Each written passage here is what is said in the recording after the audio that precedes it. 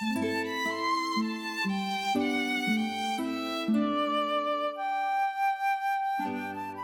folks, welcome to Parashat Toledot. My favorite verses in this parasha are always those about Isaac digging the wells, redigging the wells of Abraham and digging new wells as well. Let me read first the verse of 26:15 in Genesis. All the wells which the servants of Abraham his father had dug in the days of Abraham had been sealed up by the Philistines. They filled them with dirt. They filled them with dust.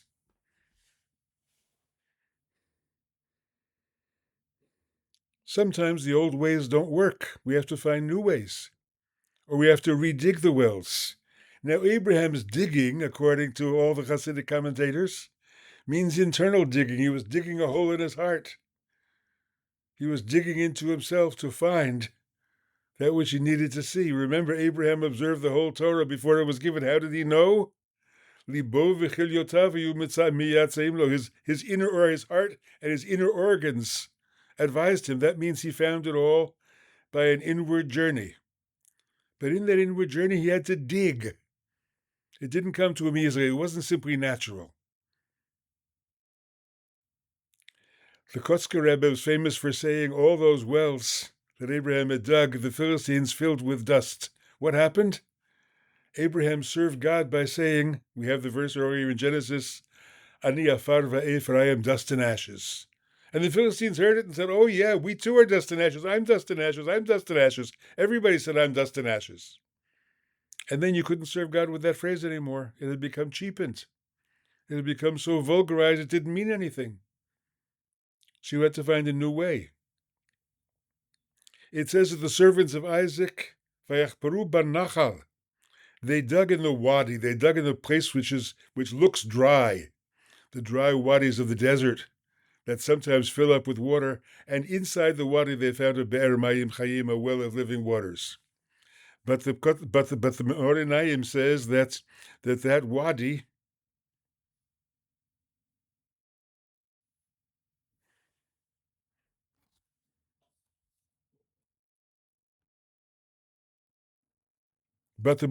says that wadi was really an abbreviation. Nachal stands for Nafshenu chikta ladonai. Our souls are longing for God. Our souls are waiting for God. That is to say, he dug into the longings of his own soul. He dug into his own spiritual needs. And yes, there once he dug, he found a well of living waters. We can do that generation after generation. In some ways, you understand, spiritual life is enriched by the echo of the past, by the echo of eternity in it. That's why we prefer old religious forms to new ones.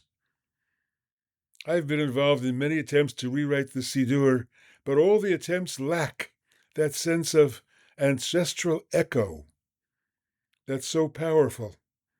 And they don't quite work as well as the traditional text works, I have found. But sometimes ways of service do become old, do become vulgarized, become tiresome, and we have to find something new. There's nothing wrong with that. Remember what we read in the Siddur, we usually don't notice what it means. In the Ahava Rabbah, just before the Shema in the morning. For the sake of our ancestors, Bavor Avotenu shebatchu v'cha, who trusted in you, and whom you taught, Divrei Elohim Chayim, to whom you taught ways of service, ways of finding God, Chukei Chayim, you taught them the laws of life, of how to live. Kein techonenu lamdenu, be gracious and teach us as well. Don't just keep us faithful followers of our ancestors' ways. Teach us new ways if we need to learn them. Help us open our hearts to learn that there are new ways to serve. What does serve mean? What do I mean by avodat Hashem, by serving God? I mean finding the presence of God in the world, discovering the sacred, and learning to live in response to it. Once more, all of religion is about that inward journey of discovering the sacred and then asking the question, how do I live in response to this discovery? How do I live in response to this wonder? How do I live in response to the magnitude of being? What's my answer? What am I called upon to do? And the old ways are very powerful because of that echo. But Kein Techanenu Lamdenu, open our hearts, give us the grace to be able to learn new ways as well.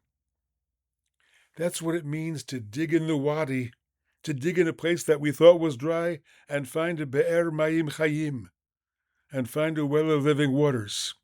We have to learn to renew. When we get to Parashat Dvarim many months from now, we'll read a verse in the first chapter of Dvarim where it says, Be'ever hayarden ho'il Moshe be'er et haTorah hazot. Moses willingly explained the Torah, but the word be'er, it doesn't say live va'er, the verb. Be'er looks like the word wellspring. And the Hasidic authors all read, Moses turned the Torah into a living well of waters. Remember, Israel had a well that followed them all the way through the wilderness. By the merit of his sister Miriam. Miriam was the mistress of the well. I like to think of Miriam as the first interpreter, as miva'eret, the first interpreter of Moses' teaching. Moses brought the Torah from the mountaintop. Miriam turned it into a wellspring that welled up from the earth. Now Miriam is gone. And Moses has to turn the Torah into a be'er. He has to make it a well of living waters, a source that never runs dry. Be'er asher lo yichazvu meimav, in the language of Jeremiah. So you don't abandon it, not because you want to do it exactly the same way as they did in the days of Abraham, because the Philistines have filled it up with dust, but out of a faith that in that well, in that wadi, you will continue to find new well springs if you keep on digging. Shabbat Shalom and have a good week. See you next time.